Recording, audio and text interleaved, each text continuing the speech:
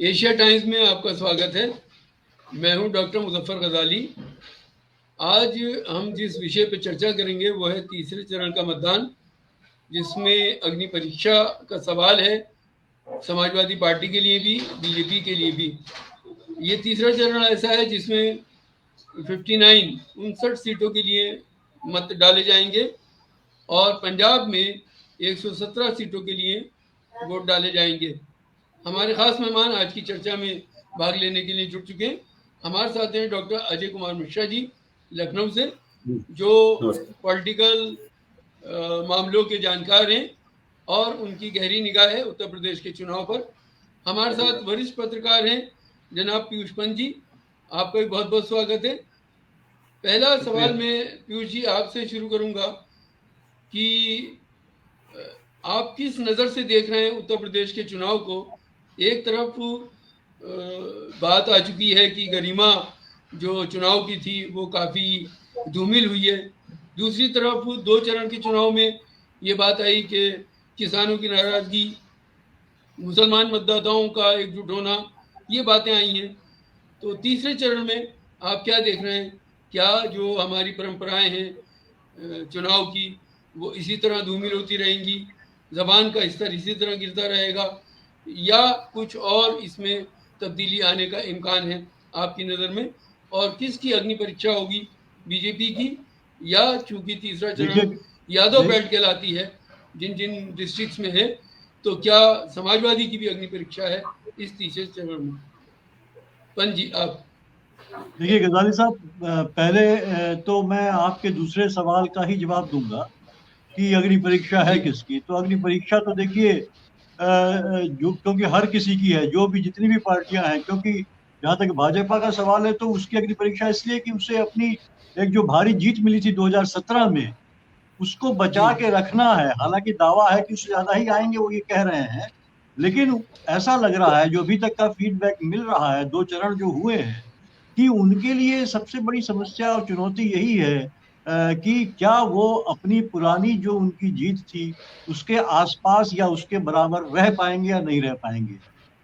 तो ये सबसे बड़ी चुनौती उनके लिए है और सबसे बड़ी अग्नि परीक्षा जो है उन्हीं को देनी है, मुझे लगता है। लेकिन वहीं पे जो है कि समाजवादी पार्टी और आरएलडी और जो महान पार्टी जो जिनका गठबंधन जो है वो उनके लिए भी है, क्योंकि उनको जिस तरह से वो अपना पूरा चुनाव प्रचार कर रहे हैं लगातार, और उनके लिए ये है कि किसी तरह भाजपा को किस तरह से निकाला जाएगा और कैसे वापसी होगी।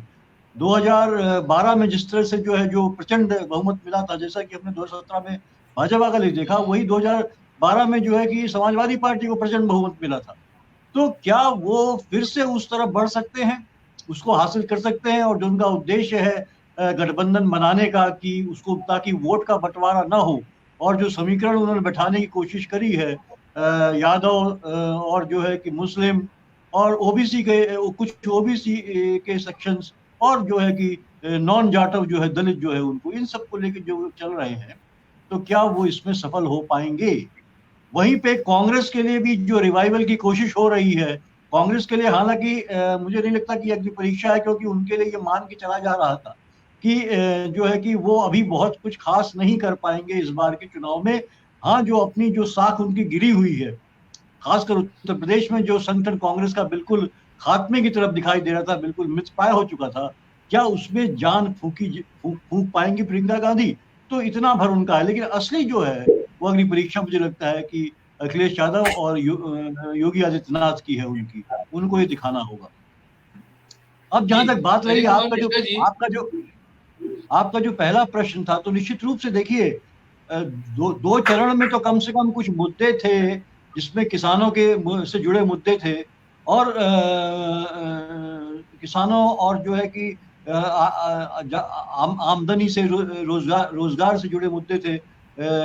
लेकिन तीसरे चरण आते आते हमने देखा, चूंकि जिस तरह से जो फीडबैक जो मिल रहा है और जो बाजी जो है कहीं ना कहीं भाजपा के हाथ से फिसलती हुई दिखाई दे रही है 2 चरण के मतदान के बाद, जैसे कि खबरें आ रही हैं और ऐसा अंदाजा लगाया जा रहा है, तो लगातार जो है भाजपा का आक्रमण जो हो रहा है वो पूरी तरीके से जो है भाषा के लेवल पे जो है बिल्कुल एकदम जो है गिरावट की तरफ बढ़ता जा रहा है।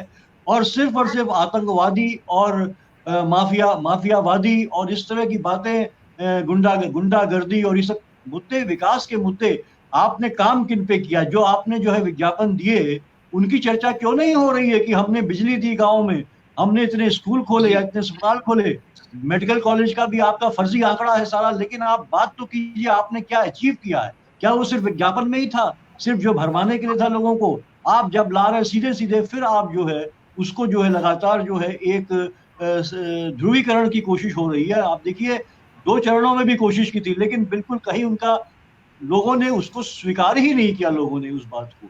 और अब ये, जी और क्योंकि ये देखिए तीसरे चरण में इनके लिए थोड़ा मैदान है, क्योंकि यहाँ पे पश्चिमी उत्तर प्रदेश का एक छोटा सा इलाका ही है तीसरे दौर में, नहीं तो वो है बुंदेलखंड है जहाँ पे इनका वर्चस्व है अभी। और जो है कि अवध का इलाका है जहाँ ओबीसी जहाँ पे है। पंजी जी, और तो मैं सेकंड राउंड में आपसे बात करता हूँ। अजय कुमार मिश्रा जी से भी उनका वक्तव्य ले लेते हैं।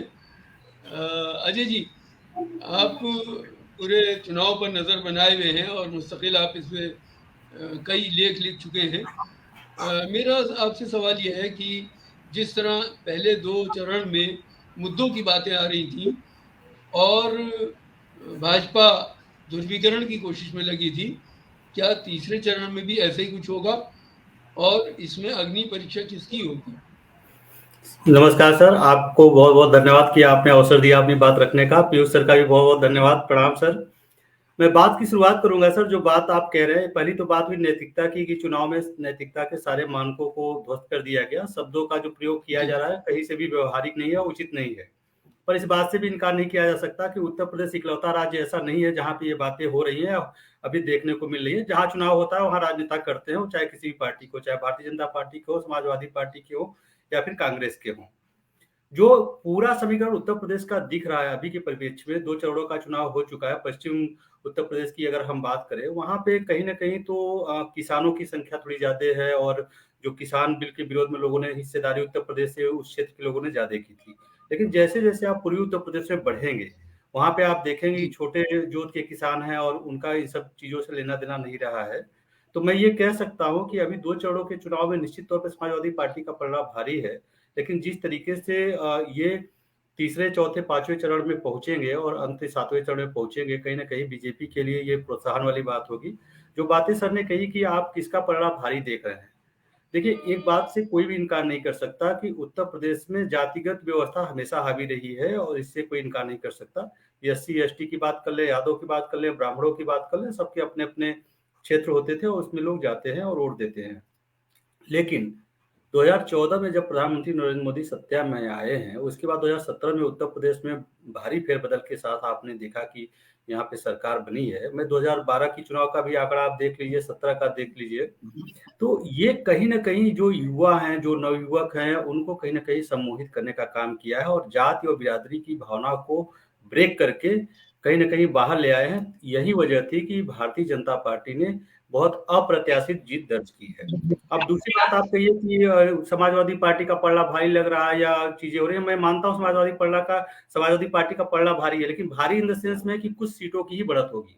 वजह सिर्फ इतनी है, मैं भी कई जगह पे क्षेत्र में घूमता रहता हूँ और कई तबके के लोगों से बातचीत करता हूँ।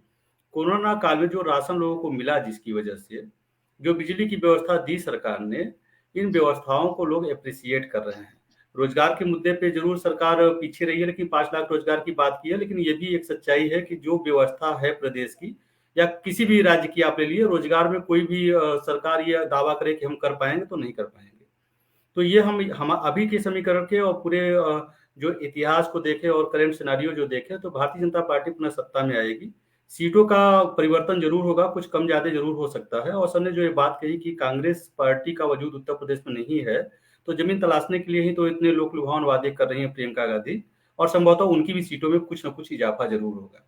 सबसे चिंता का विषय ये है, अगर हम कहें कि लोकतंत्र में जो राजनीतिक पार्टी होती है उनको पूरे तन मन धन से लगना चाहिए और लड़ना चाहिए। जो बहुजन समाजवादी पार्टी ने अपना बैक कदम पीछे कर लिया है कि उन्होंने, देखिए उस तरीके से इन्होंने प्रयास नहीं किया, ना चुनाव लड़ने की शिद्दत दिखाई है। ये कहीं ना कहीं भारतीय जनता पार्टी के पक्ष में जा रही है। अगर ये चुनाव लड़ती तो मैं दावे से कह सकता था कि अखिलेश यादव की सरकार आसानी से बन जाती। ये जिस शिद्दत से पीछे मुड़ी है वो कहीं ना कहीं भारतीय जनता पार्टी को लाभ हो रहा है। एक सवाल मैं आपसे ये भी करता चलूं कि क्या मंडल के ऊपर कमंडल हावी हो जाएगा, आप जो कहना चाह रहे हैं? नहीं सर, मैं ये कहना चाह रहा हूँ कि जो पब्लिक है यहाँ की, जो 20 करोड़ की पॉपुलेशन में हम अभी एनालिसिस कर रहे थे कुछ दिन पहले ही, महिलाओं और पुरुषों की जो वोटर संख्या देखें तो लगभग बराबर है, 48 और 51% के आसपास है। 48% महिलाएं हैं और 52% पुरुष है उत्तर प्रदेश में, और लगभग 60 लाख के आसपास नए मतदाता जुड़े हैं। महिलाओं के साथ क्या व्यवस्था है कि उनको घर चलाना होता है, गृहस्थी चलानी होती है, उनको जब महीने का राशन मिलता है, 2-2 बार 3-3 बार सरकार फ्री देती है, तो उससे वो लाभान्वित होती है। और जो मुद्दा कहीं सुरक्षा की बात होती है कि महिला सुरक्षा की बात होती है, ये ठीक है, उत्तर प्रदेश में बीजेपी ने काम किया या नहीं किया ये तो जनता बताएगी, लेकिन अपने काम को प्रचारित प्रसारित हर एक आदमी तक कर लिया है। जैसे एक उदाहरण के तौर पर देखें, हम परसों नरसों पेपर पढ़ रहे थे हमारे तो साथ में जुड़ चुके हैं सगीर खान एडवोकेट साहब फिरोजाबाद से, और चूंकि ये उसी इलाके से संबंध रखते हैं जिस चरण में अब वोट डाले जाने वाले हैं 59 सीटों के लिए, तो सगीर साहब आपका बहुत बहुत स्वागत है आज के कार्यक्रम में। और आपसे जानना चाहेंगे कि आपके क्षेत्र में, चूंकि ये यादव बाहुल क्षेत्र है, इसमें अग्नि परीक्षा क्या समाजवादी की है या बीजेपी की है? और इसी इलाके में बुंदेलखंड भी आ रहा है जिसमें 13 सीटों पर बहुत फाइट बताई जा रही है, तो आप क्या देख रहे हैं वहां पर, जमीनी हकीकत क्या है? जी बहुत बहुत शुक्रिया गजाली भाई, आपका बहुत बहुत शुक्रिया। मेरी आवाज पहुंच रही है? जी जी, आपकी आवाज आ रही है, आप बोलते रहिए। जी जी। तो सबसे पहले मैं आपको बताना चाहता हूं कि फिरोजाबाद ये हमारा डिस्ट्रिक्ट है, और फिरोजाबाद, मैनपुरी, एटा, फिरोजाबाद, ये तमाम ऐसे इलाके जो थर्ड फेज का इलेक्शन है। यहाँ पर यादव बहुल क्षेत्र भी है और मुस्लिम सीट भी काफी बिलोंग करती है, क्योंकि यहाँ पर समाजवादी पार्टी ने जो 2012 में इलेक्शन हुआ था, अपने मैनिफेस्टो में बताया था मुसलमानों के लिए कि हम ये सुविधा प्रदान करेंगे, 18% आरक्षण देंगे और ये करेंगे और वो करेंगे, सारे खोखले वादे निकले। दूसरा, आजम खां का फैक्टर भी बड़ा काम कर रहा है। तीसरा, एक चीज ये भी रही है यहाँ पर समाजवादी पार्टी के लिए कि समाजवादी पार्टी ने टिकट वितरण में जो अच्छा काम, जो जिताऊ प्रत्याशी थे उनके टिकट काट करके ऐसे प्रत्याशियों को दे दिए जो जिनकी कोई पहचान भी नहीं थी, और फिर वही लोग बीएसपी को बिलोंग कर गए, और बीएसपी को बिलोंग करे तो जो बीएसपी कभी मैं समझता हूं कि यहाँ पर कोई शून्य पर थी, जीरो पर थी, आज वो फाइट में है। खासतौर से हमारे फिरोजाबाद सीट पर, सदर सीट 97 है फिरोजाबाद में। तो ऐसे बहुत सारी जगह पर है कि जहाँ जहाँ समाजवादी पार्टी के प्रत्याशी को टिकट मिलना चाहिए था लेकिन उनको नहीं मिला, किसी अन्य को मिल गया, और वो जाकर के बसपा की सवारी करी, और वो एक त्रिकोणीय, कहीं चतुर संघर्ष देखने को मिल रहा है आपको। जी पीयूष पंत जी, एक सीट है करहल जिससे मुलायम सिंह यादव ने अपना राजनीतिक सफर शुरू किया था। वहां से इस बार समाजवादी के मुखिया अखिलेश यादव इलेक्शन लड़ रहे हैं, और कहा ये जा रहा है कि वो एक सीट 300 सीटों पर भारी है। तो आप इस इलाके से वाकिफ हैं और वॉच कर रहे हैं पूरे इलेक्शन को, तो आप क्या देख रहे हैं कि क्या ऐसा कुछ है, क्या उस सीट से कोई मैसेज जाने वाला है? नहीं, देखिए निश्चित रूप से क्योंकि देखिए उससे एक तो ये मैसेज भी गया है कि थोड़ा सा नेगेटिव मैसेज भी गया है कि जो समाजवादी पार्टी और उसका जो गठजोड़ है वो बढ़ चढ़ के बातें कर रहा है और सुपड़ा साफ करने की बात कर रहा है, योगी बाबा को जो है कि गोरखपुर का रास्ता दिखलाने की बात कर रहा था। वही जो है कि अखिलेश के लिए अपनी सीट ढूंढ पाना बड़ा मुश्किल हुआ, और अंत में वो करहल वाली एक बहुत ही सुरक्षित उनकी जो परिवार की सीट है उस पे वो जाके चुनाव लड़ रहे हैं। तो कहीं ना कहीं निगेटिव भी गया है, और मुझे लगता है हालांकि रिस्क था उनके लिए, कहीं और से भी लड़ना हो सकता था, रहा हो, उन्होंने वो तमाम चीजों को तोला होगा। तो ये साफ दिखाता है कि जितना उत्साह वो दिखा रहे हैं या विश्वास वो आत्मविश्वास दिखा रहे हैं उतना है नहीं। समाजवादी पार्टी का भी की जो लड़ाई है वो पूरी, ये चुनावी जो लड़ाई है वो एक नेक टू नेक चल रही है, इसमें कुछ भी हो सकता है। तो इसीलिए जो है कि अखिलेश को अंत में करहल जाना पड़ा। और फिर देखिए भाजपा ने जो है वहां पे एक काफी स्ट्रॉन्ग कैंडिडेट भाजपा ले आई जो है, जो पहले समाजवादी पार्टी में थे, और वो अब जो है वो केंद्र में मंत्री है, बघेल बघेल जो है। और वो उनको टक्कर देने के लिए, ताकि एक जो है उनको हराया भी जा सके, लेकिन ऐसा मुश्किल है क्योंकि मुलायम सिंह यहाँ से लड़े थे, इनके घर की ये सीट है, और मतलब पूरा इलाका ही समझ लीजिए इन्होंने बहुत पल्लवित पुष्पित किया है वो इलाके को पूरी तरीके से। चाहे आप जसवंत नगर को ले लीजिए, आप चाहे आप करल ले लीजिए, चाहे आप तो पूरा ये इलाके जो है इसमें इनके हारना की संभावना कम ही होती है।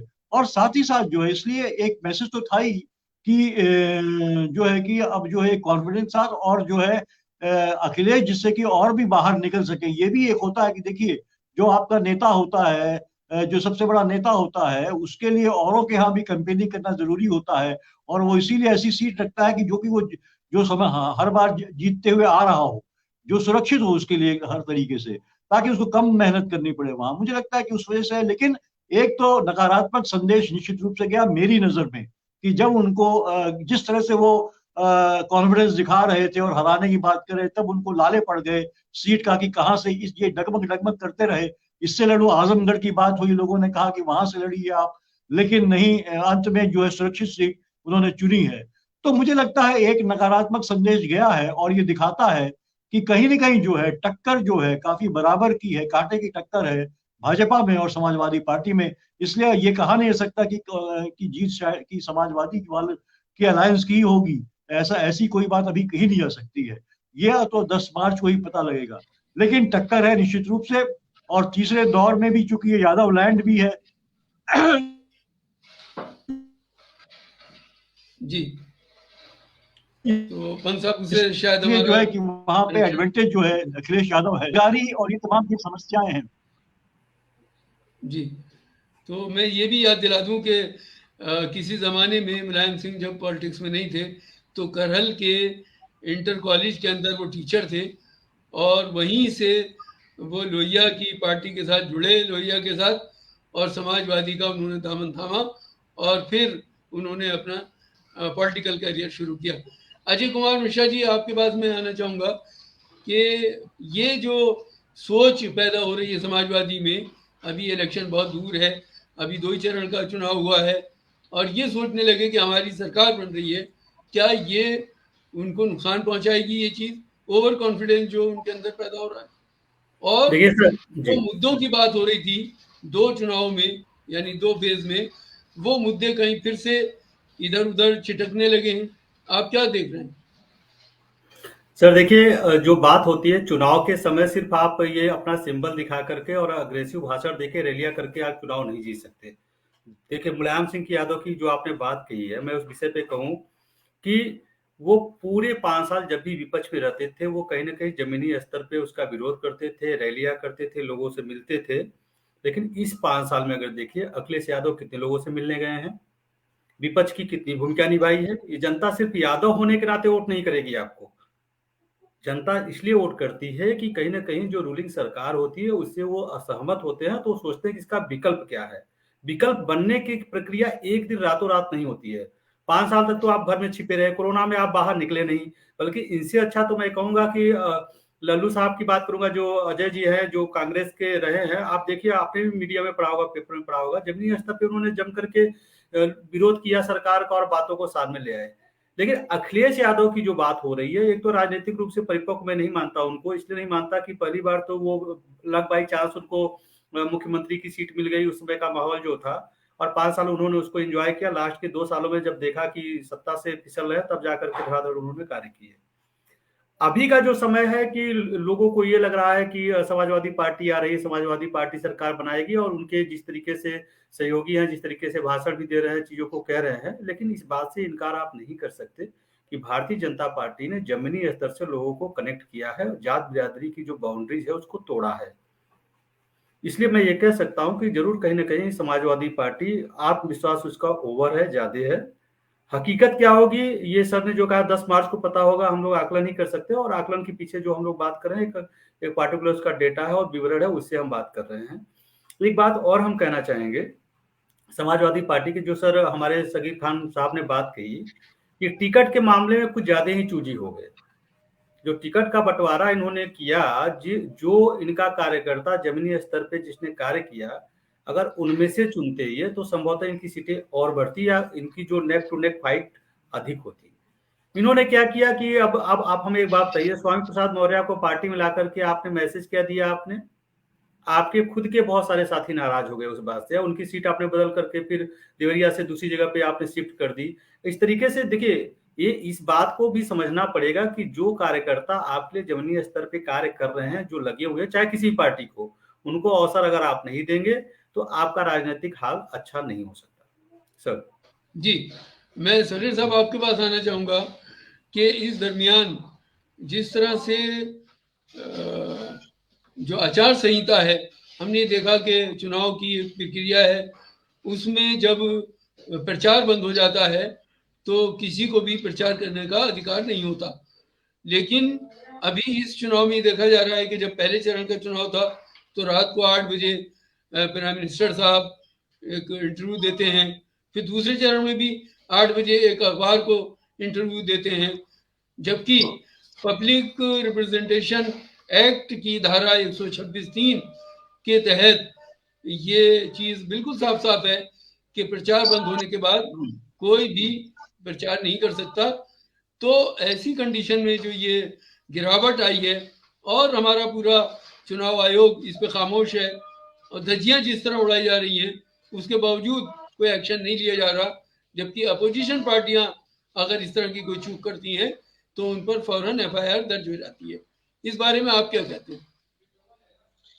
देखिए, सबसे पहले तो मैं ये अजय कुमार जी की बात को मैं तायद करूंगा। मैं पहले उनकी बात का जवाब दे रहा हूं। उन्होंने बहुत अच्छी बात कही थी, जैसे टिकट वितरण वाली बात कही थी, क्योंकि हम देख रहे हैं खाली यादव लैंड है, बिल्कुल सही है। फिरोजाबाद में समाजवादी पार्टी के बहुत बड़े दिग्गज थे, उनके सैफई परिवार से उनके समधी थे हरिओम यादव, सिरसागंज से हैं, लेकिन उनका भी वहां पर बहुत सारा मामला ये है कि सिरसागंज में जो यादव बहुल क्षेत्र है वो सिर्फ बीजेपी को बिलोंग कर रहा है, क्योंकि उनके समधी लड़ रहे हैं बीजेपी से, हरिओम को टिकट नहीं मिला समाजवादी पार्टी से। तो इस तरीके की बहुत सारी शिकायतें हैं, वो सामने आ रही हैं। अच्छा, जहां तक जैसे हमारा चुनाव प्रचार खत्म हो जाता है, कल हमारे 3rd फेज का 5 बजे खत्म हो गया, तो यहाँ पर ये सारी नाकामी चुनाव आयोग की है, क्योंकि विपक्ष हमारा पूरी तरह से विपक्ष को जो रोल अदा करना चाहिए था उसने नहीं किया। जैसे समाजवादी पार्टी का विपक्ष था हमारा 5 साल, योगी सरकार के खिलाफ कहीं भी कोई जन आंदोलन नहीं किया। माननीय मुलायम सिंह नेताजी थे, उन्होंने हमेशा विपक्ष में रहकर एक अच्छी भूमिका निभाई है और सरकार को अपनी मजबूरियां, अपनी शर्तों को मनवाने का काम किया है। लेकिन यही रोल समाजवादी पार्टी के मुखिया अखिलेश यादव थे। अखिलेश यादव ने पूरे 5 साल का वक्त गुजार दिया, एक भी ऐसा रोल प्ले नहीं किया है जो विपक्ष का रोल अदा कर सकता हो। अगर कहीं किया हो तो बताइए, सिर्फ ट्वीटबाजी की है और सिर्फ जो है ट्वीट के अलावा और कुछ नहीं किया, स्टेटमेंट दिया है। और यही हाल अगर चुनाव आयोग अगर सख्ती से इस काम को करता है तो हमें संपूर्ण विपक्ष को ये फेस करना होगा कि ये इस टाइप की जो है आचार संहिता का उल्लंघन किया जा रहा है, तो उसके खिलाफ कठोर कार्रवाई की जानी चाहिए। जी पीयूषमन जी, आप इस बात को, यही सवाल आपसे भी है कि पब्लिक रिप्रेजेंटेशन एक्ट आर्टिकल 126/3 के अंदर बहुत कायदे से सारी चीज़ें मेंशन की गई हैं और सब गाइडलाइन मौजूद है, उसके बावजूद जो सत्ता पक्ष है उसके खिलाफ चुनाव आयोग कोई भी एक्शन नहीं करता, लेकिन विपक्ष की चूक को वो माफ भी नहीं करता। आप इसको किस नज़र से देखते हैं? क्या चुनाव आयोग सत्ता पक्ष के लिए काम कर रहा है और इसका चुनाव पर कोई असर पड़ेगा? देखिए, बिल्कुल धज्जियां उड़ाई जा रही हैं। जितनी भी लोकतांत्रिक संस्थाएं हैं उनकी धज्जियां उड़ाई जा रही हैं। ये इस रजीम के तहत, खासकर जो केंद्र सरकार है उसके तहत जो है, पूरी तरह से इलेक्शन कमीशन को जो है एक अपना, एक तरह से मैं कहूं तो पूरी तरह से अपना एक पालतू बना दिया गया है। देखिए, कभी ऐसा हुआ कि इलेक्शन कमीशन के अधिकारी जो है वो जाए PMO, कभी नहीं होता है। PMO का जो रिप्रेजेंटेटिव होता है वो आता है इलेक्शन कमीशन, एक जो है ऑटोनोमस संस्था है, उसका एक अपना उसकी एक अपनी गरिमा है। लेकिन हो क्या रहा है, लगातार जो है, अभी देखिए इलेक्शन शुरू होने के पहले जब जो है कि पीएमओ गए, वहां से कहा गया पहले तो नहीं माने अधिकारी, लेकिन दबाव बढ़ाए गए तो वो पहुंच गए। उन्हें नहीं जाना चाहिए था। देखिए, उसको खुद असर्ट करना होगा, भले ही उनकी नौकरी चली जाए लेकिन इंस्टीट्यूशन बचा रहेगा। लेकिन हो क्या रहा है कि कमजोर व्यक्तियों को जब आप जो है कि अपॉइंट करते हैं और उनको लगता है कि उनको इनाम दिया गया है या आपकी दया पे वो बने रहेंगे वहां पे, जब इस भाव के साथ अधिकारी बैठे होंगे कुर्सियों पे, तो निश्चित रूप से दबाव में रहेंगे और जो संस्थाएं पंगु होंगी। अब देखिए, आप सबसे बड़ा क्या मजाक हो रहा है, और न तो मीडिया उठा रहा है ना कोई इस बात को कर रहा है। प्रधानमंत्री जिस तरह से धज्जियां उड़ा रहे हैं, आपने जिसकी चर्चा करी कि जो है कि जो इंटरव्यू देते हैं, जब आचार संहिता लग गई, कैंपेन खत्म हो गया, उसके बाद अचानक जो है प्रधानमंत्री का इंटरव्यू, एक एजेंसी को इंटरव्यू दे के आ रहा है और अपनी सारी बातें वही कर रहे हैं जो भाषणों में कहते हैं, वही बातें वो कर रहे थे।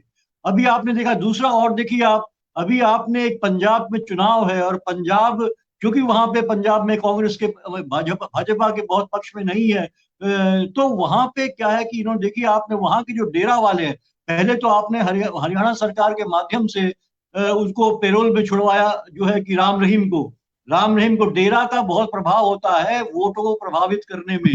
राम रहीम को छुड़वाया वहां से, उसके लिए एक प्रेशर डाल के, और वो छोड़ दिया ताकि वो अपने इन्फ्लुएंस कर सके। फिर आप देखिए कि जो पंजाब के डेरा है, जो वहां पे जो ये ढिल्लो साहब जिसके हेड हैं, जीएस ढिल्लो, वो आए थे प्रधानमंत्री से मिलने के लिए दिल्ली अभी परसों। जो है चुनाव वहां चल रहा है और आप जो है इस तरह से मतलब प्रभावित करने के लिए कर रहे हैं आप चीजों को इस तरह से।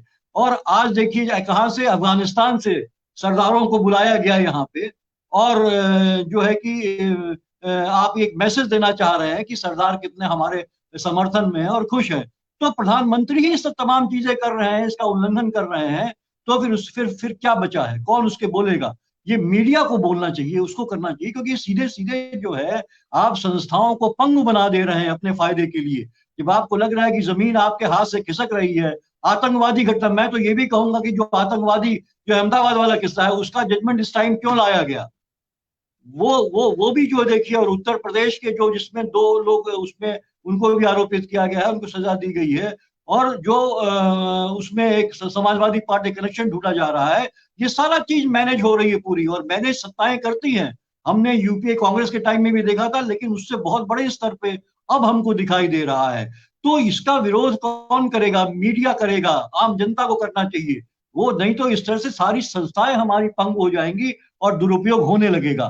तो इसके लिए सीधे सीधे जिम्मेदार मैं सत्ता में बैठे लोगों को ही मानता हूं, और उन संस्थाओं के हेड को मानता हूं जिनकी ये जिम्मेदारी होती है, चुनाव निष्पक्ष होने के प्रति वो कमिटेड हैं, और जो जनता के प्रति होती है, मतदाता के प्रति होती है। वही विपक्ष को आप जरा सा, आप देखिए चन्नी वाला केस था, वो उसके बाद जो है समय के बाद वो कैंपेनिंग कर रहे थे, इसको बहुत बड़ा मुद्दा बनाया जा रहा है मीडिया में। आज हमने देखा, ठीक है गलत किया उन्होंने भी, लेकिन प्रधानमंत्री ने भी तो इंटरव्यू देके गलत किया है। इस बात को क्यों नहीं मीडिया उठा रहा है? ये बात क्यों नहीं उठा रहा है मीडिया इस तरीके से? इस तरह से जो आप डेरा वालों से मिल रहे हैं, आप मिल रहे हैं, इसी से प्रभावित करने की कोशिश हो रही है आपकी। तो उनको बुला के, बल्कि आपने अगर ध्यान दिया होगा तो एक जो डेरा वाले एक सरदार जी थे, जो बात को सिर्फ उनको ब्रीफ किया जा रहा था, क्योंकि मैंने सुना कि जो कहा जा रहा था वही उन्होंने रिपीट किया। जो है बगल से कोई आवाज आई, ये तो वही उन्होंने रिपीट किया स्टेटमेंट। तो ये तमाम चीजें मैनेज हो रही हैं। तो इसका विरोध मीडिया ही करेगा और आम जनता करेगी, और वो मतदाता करेगा जो ये सब चीजों को देख रहा है। मतदाता को जागरूक होना पड़ेगा। उसके जो अहम मुद्दे हैं, बेरोजगारी है, उसकी सेहत है, स्वास्थ्य है, जो उसकी सेवाएं हैं वो उसको कितनी मिल रही है, शिक्षा कितनी मिल रही है, ये सब पे उसको ध्यान देके वोट देना होगा। न कि जो है कि ये आतंकवाद का जिससे दुरुपयोग हो रहा है। इतना आतंकवाद की बात करते हैं कि कितना कंट्रोल हो गया आतंकवाद, कोई सरकार नहीं कर पाई, क्योंकि आतंकवाद के तार कहीं और जुड़े होते हैं। आप देखिए किस तरह से जो है कि एनआईए का व्यक्ति किस तरह से जो है कि वही आतंकवादी के यहाँ जो है सूचनाएं प्रोवाइड करता था उसको, ये अभी खुलासा हुआ है। वो जो आईपीएस ऑफिसर था, तो आपके सरकार में ही बैठे, आपकी नाक के नीचे बैठे लोग जो है, इसी तरह कश्मीर में देखिए दिलवीर सिंह जिस तरह से फैसिलिटेट कर रहे थे आतंकवादी को, अपनी गाड़ी में बैठा के ले जा रहे थे। तो खुद जो है सरकार के नुमाइंदे जो होते हैं, सरकारी अधिकारी, जो सरकार की नाक के नीचे ये सब काम होता है, और जो आप किसी और इनोसेंट लोगों को जो आतंकवादी बता देते हैं उसके नाम पे, पूरे समुदाय को आप जो है बदनाम करने की कोशिश करते हैं।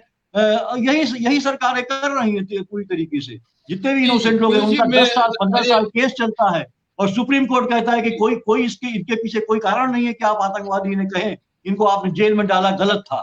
तो ये कोर्ट बात करता है। योगी जी की किरकिरी हो गई। अभी सुप्रीम कोर्ट ने कहा सारे जो आपने केस किए जो है सीए के खिलाफ जो लोग प्रदर्शन कर रहे थे और वो उनके खिलाफ आपने कुर्की के मामले निकाल दिए, नोटिस दे दिया, आपने पैसे फाइन लगा दिया, वो सब जेलों में डाल दिया। ये सारे सुप्रीम कोर्ट ने कहा कि सब वापस करो, सब गलत था ये। तो ये सब सरकारें इसी तरह के काम कर रही हैं, लोकतंत्र की हत्या कर रही हैं, लोकतांत्रिक संस्थाओं को कमजोर कर रही है, जिसका खामियाजा देश को भुगतना पड़ेगा। अभी अवाम ये महसूस नहीं कर रहा है, लेकिन आप देखिएगा धीरे धीरे आप जो है इन सब चीजों को अगर नजरअंदाज करेंगे तो आपके हाथ से सब कुछ निकल जाएगा, अवाम के हाथ से। फिर अवाम जो है इनके रहम व करम पे रहेगी और उसे कुछ हासिल नहीं होगा। वो बेकारी भुखमरी, ऑलरेडी भारत जो है भुखमरी में जो है पीछे बांग्लादेश और पाकिस्तान से पीछे चला गया है। ये आंकड़े अभी आए हैं, तो ये हालात हो रहे हैं। हेल्थ इंडेक्स में पीछे है, मीडिया के इंडेक्स में हम पीछे हैं। अजय जी से जरा, अजय जी कुछ कह रहे हैं, उनकी सुन लेते हैं। सर मैं बात कर रहा था पीयूष सर की बातों को, मैं मतलब आप सर जो आपने बातें कही कि राम रहीम को पैरोल दी गई, छोड़ दिया गया, या अहमदाबाद का केस जो है इस समय पे आया यूपी चुनाव के समय, आपने अपने प्रश्न को जो आपने प्रश्न किया उसको आपने अपने आप से ही खंडित कर दिया। आपने फिर बातें कही सुप्रीम कोर्ट ने योगी सरकार की किरकिरी हो गई कि उन्होंने ये एनआरसी और सीए के खिलाफ जो किया था उसको विड्रॉ करने की बात कही। सर इस व्यवस्था को, इस बात को सबको स्वीकार करना पड़ेगा हमें, आप सभी को, कि जो न्यायालय की प्रक्रिया है वो अपने आप चलती है, सरकार के कहने से नहीं चलती। अगर सरकार के कहने चलती तो योगी जी के खिलाफ तो ये योगी जी के कार्य के खिलाफ तो आज डिसीजन ही नहीं आता यूपी में चुनाव की बात। सर मैं ब्रीफली बात मैं आपसे सुप्रीम कोर्ट और लोअर कोर्ट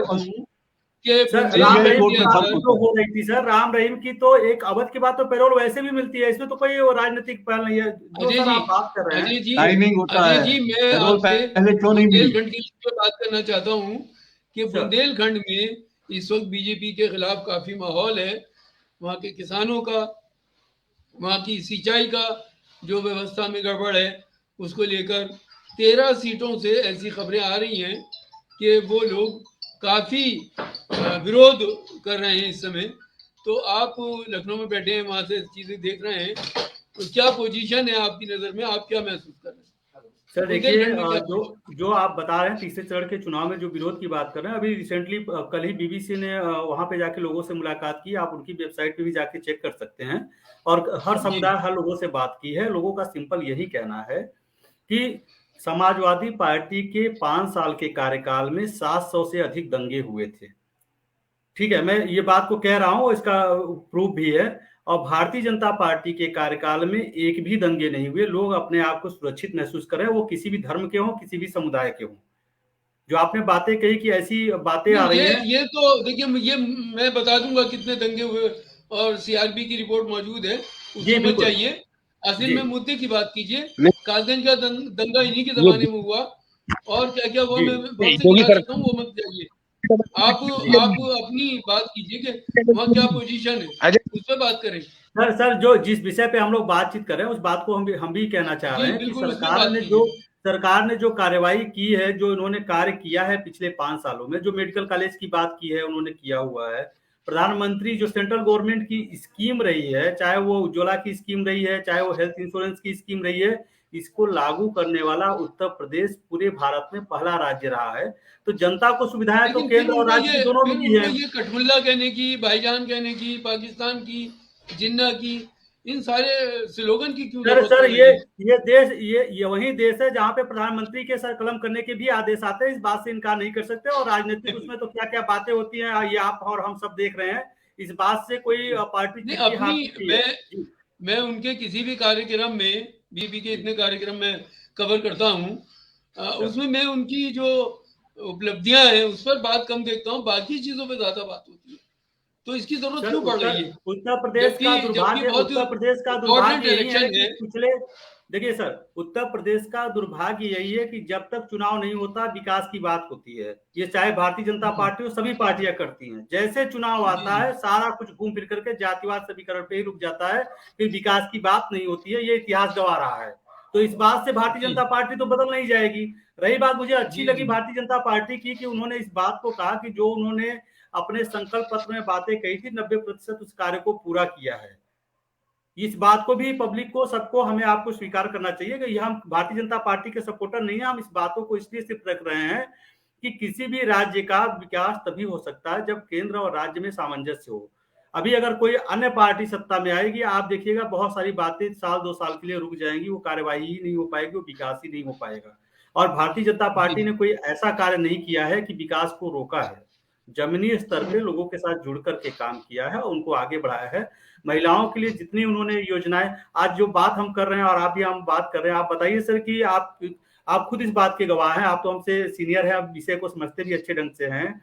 आज योजनाएं लोगों की टिप्स पे तो हैं, उज्ज्वला योजना की बात करते हैं, किसान क्रेडिट कार्ड की बात करते हैं, हेल्थ इंश्योरेंस की हम बात करते हैं, पीएम आवास की बात करते हैं। ये योजनाएं थी कहाँ पहले पे? ये कोई तो कार्य कर रहा है ना सिस्टम में, तभी तो सिस्टम मजबूत हो रहा है ना। और सबसे बड़ी बात मुझे अच्छी लगी कि जो आम आदमी है, जो गांव में रहता है, जिसकी आबादी 69% 70% ओवरऑल पॉपुलेशन की है, उसको मुख्य धारा में जोड़ने के लिए जो सरकार प्रयास कर रही है वो काबिले तारीफ है। और इसका प्रभाव इमीडिएट नहीं दिखेगा। सर ने जो बातें कही कि सबको एक तरीके से गुलाम बना रखा है या चीजों को नहीं करने दें, ऐसा नहीं है। ये सिस्टम संविधान से चलता है, विरोध भी सरकार का होता है, गलत चीजों के लिए नहीं होता है, सभी करते हैं। चौराहे पर लोग उतर आते हैं, विरोधियों पर यूएपीए लगाया जाता है, ये भी तो इसी टाइम हुआ और पहले तो नहीं हुआ। इससे सर विरोधियों पे नहीं लगाया जाता, प्रदेश की शांति व्यवस्था को खुशहाल रखने के लिए लगाया जाता है, विरोधियों पे नहीं लगाया जाता है। विरोध का अपना एक तरीका होता है, वो लोग करते भी हैं। अगर ये तरीका नहीं होता तो लखनऊ में भी महीने 2 महीने 4 महीने तक वो हड़ताल चलती रही, कभी कोई विरोध नहीं हुआ, तो रात रात खत्म हो सकता था। आप सुनिए, सीए में जो औरतें प्रदर्शन कर रही थी, उसमें वो कौन सा वायलेंस कर रही थी, उनके घर को रुक करने के, और ये सारी चीजें हुई हैं। और मॉब लिंचिंग के वाकयात भी इन्हीं के जमाने में बहुत ज्यादा बढ़े हैं।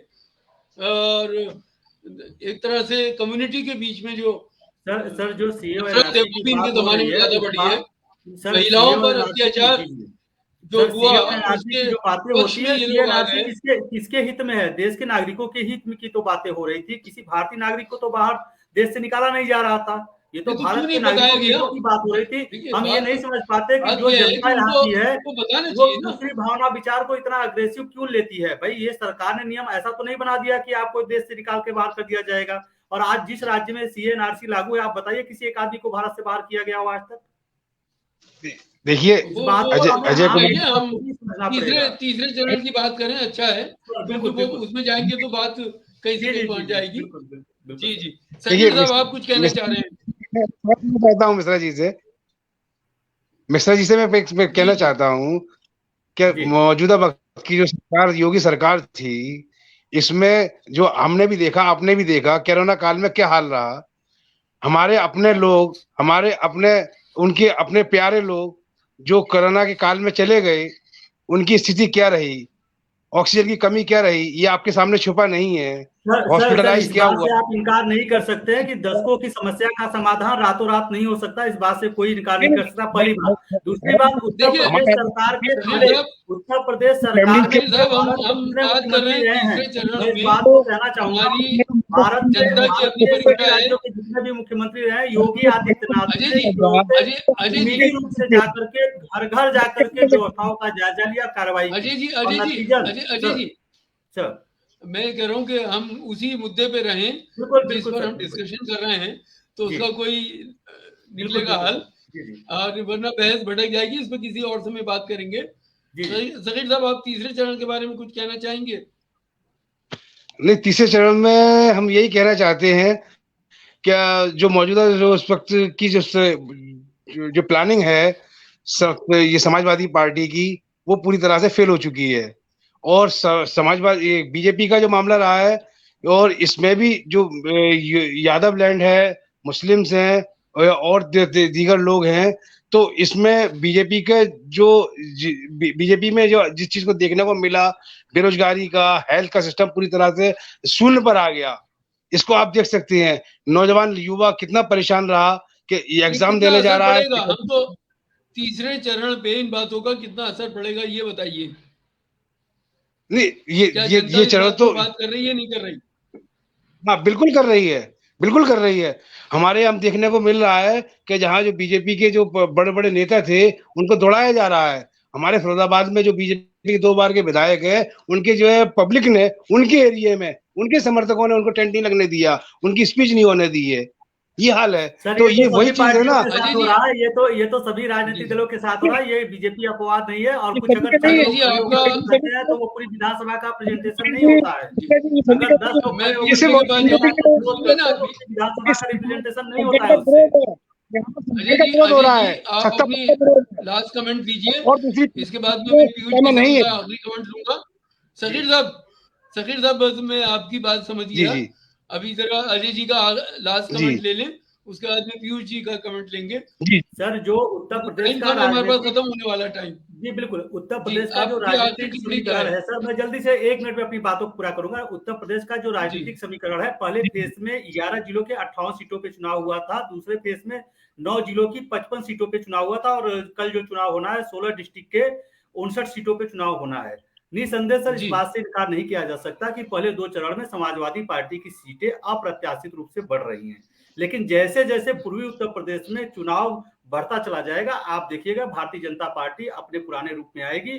और मैं इस आकलन को, आधार को मैंने आपको बताया कि जो योजनाएं हैं लोगों तक पहुंची हैं, लोगों का विश्वास उसमें है, हम लोग खुद लोगों से मिले हुए हैं। आप देखेंगे कि इस बार का भी रिजल्ट जो आएगा, भारतीय जनता पार्टी भी सरप्राइज होगी जितनी सीटें उनको मिलेगी। सर जी, अप्रत्याशित रिजल्ट होंगे। पीयूष पंत जी आप क्या कहते हैं इस बारे में, आपकी आखिरी टिप्पणी? देखिए, कांटे की टक्कर है, इसलिए रिजल्ट अभी से कुछ भी कहना थोड़ा मुश्किल लगता है। क्योंकि पहले 2 चरण का इंडिकेशन तो है कि हाँ, बढ़त समाजवादी पार्टी और आरएलडी के अलायंस को हुई है, क्योंकि किसानों का मुद्दा, किसानों की बेल्ट रही वो वहां पे।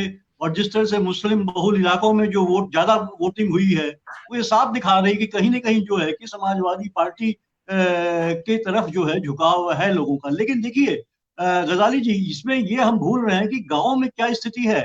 जो बात कह रहे थे, अभी डॉक्टर अजय भी कह रहे थे, निश्चित रूप से समाजवाद और जो है सगीर साहब भी कह रहे थे, तो निश्चित रूप से चुनाव मतलब प्रत्याशियों में गड़बड़ी हुई है और असंतोष है, और हर में संतोष होता है। लेकिन जो जातिगत समीकरण बनाए हैं मौर्या को लेके समाजवादी ने, वो जरूरी था, ओबीसी को लाना जीतने के लिए जरूरी था। भाजपा ने 2017 में यही किया है, वहां भी संतोष था, बहुत से विधायकों को बदला गया था, अभी भी बदला है, हालांकि डर के मारे उन्होंने कम बदले हैं। तो ये होता है, लेकिन जीत के लिए आपको समीकरण बैठाने पड़ते हैं उस हिसाब से। दूसरी बात इस बार क्या है, देखिए इस बार तो मुद्दा है कि आवारा पशुओं का बहुत बड़ा मुद्दा है, जो कोई चर्चा नहीं कर रहा है, और जो लोगों में काफी आक्रोश है उसको लेके। और जो जितनी जितनी स्कीम थी उसके फायदे तो निश्चित रूप से मिले लोगों को, लेकिन वन टाइम फायदा मिला है, चाहे वो गैस की योजना हो। आप देखिए लगातार जो फीडबैक आ रहा है, लोग कह रहे हैं कि, और वहां हमने देखा भी है कि वहां पे जो है गैस के जो सिलेंडर्स है उनमें लोग पुराने तरीके से चूल्हे जला रहे हैं अब, क्योंकि महंगी महंगी इतनी गैस हो गई कि जो फायदे मिलने थे नहीं। जनधन योजना खत्म हो चुकी है, बैंकों के हाल बुरा हो रहा है, पैसा नहीं, कहां से जमा करेंगे वो। दूसरा देखिए, लोगों का विरोध है, जो जो उन्होंने पेंडेमिक टाइम में देखा, जो लाशें बही हैं, जो सुविधा नहीं मिली, जो ऑक्सीजन की, जो बेड की, जो लोग मरते चले गए, कहीं कोई था नहीं, सरकार दिख नहीं रही थी, प्रशासन दिख नहीं रहा था, तो लोग लड़ रहे हैं इस बार का चुनाव। जो ये बात भी सही है, लोगों में गुस्सा है, यही कारण है कि भाजपा के विधायक जो है उनको लोग जो है भगा रहे हैं वहां। क्या आप सोच सकते थे ऐसा हो सकता है क्या, आज से 5 साल पहले या 4 साल पहले? नहीं, लेकिन ये हुआ है, एक नहीं बहुत जगह में हुआ है। पूर्वी उत्तर प्रदेश से लेके पश्चिमी उत्तर प्रदेश से लेके हर जगह से, जो अवध से लेके हर इलाके, हर क्षेत्र से जो ये हुआ है कि भाजपा के विधायक जो है उनको लोगों ने गुस्सा अपना दिखाया है, भगा दिया है वहां पे। तो और वो उनके कॉन्स्टिट्यूंसी का हाल भी खराब है, कई जगह सड़कें टूटी है, सब कुछ वैसे ही है। आप क्लेम कर रहे हैं कि हमने बिजली पहुंचा दी, हमने सड़कें बना दी, और आप क्योंकि हाईवेज मेरे की पास बात टाइम कर रहे हैं, कम है, लेकिन जो इसको आप सड़कें हैं शॉर्ट कर दीजिए। आम आदमी की सड़कें तो वैसी की वैसी हैं, गड्ढा मुक्त सड़कें कर रहे थे, सर, गड्ढा जो मुक्त ये नहीं बात कर कह पाए। रहे हैं जैसे, आप क्योंकि हाईवेज मेरे का पास क्लेम टाइम करते कम है, हैं, इसको शॉर्ट ये कर दीजिए। तो देखिए एक जनाक्रोश है, और जनाक्रोश ही जो है वही जो है चुनाव परिणाम को प्रभावित करेगा। और जनता ही जो है, जनता ने अगर मन बना लिया है, तो चाहे सीटों को लेकर संतोष हो, कुछ भी हो, वो जिताएगी और हराएगी। तो इसलिए अभी कुछ नहीं कह सकते, लेकिन मुझे हम लगता है इस विषय पे कि तीसरा दौर में दूसरे दौर में भाजपा के लिए निश्चित रूप से कुछ चांसेस है भाजपा यहाँ हम इस विषय पर आगे भी चर्चा करते लेकिन रहेंगे। जिस तरह से भाजपा जो है कि गुंडागर्दी और पोलराइज करने की कोशिश कर रही है, उससे लगता है कि भाजपा को भी जो है सफलता मिल नहीं पा रही है। जी सर की बातों का आगे भी चर्चा जारी रखेंगे। और इस समय जो अग्नि परीक्षा है वो बीजेपी के साथ समाजवादी की, और सबसे बड़ी अग्नि परीक्षा जनता की है कि वो किसको अपना मत दे करके कामयाब बनाती है और किसको इस बार सत्ता से बाहर करती है। आप तमाम मेहमानों का आज की चर्चा में भाग लेने के लिए बहुत बहुत धन्यवाद। Thank you sir, thank you.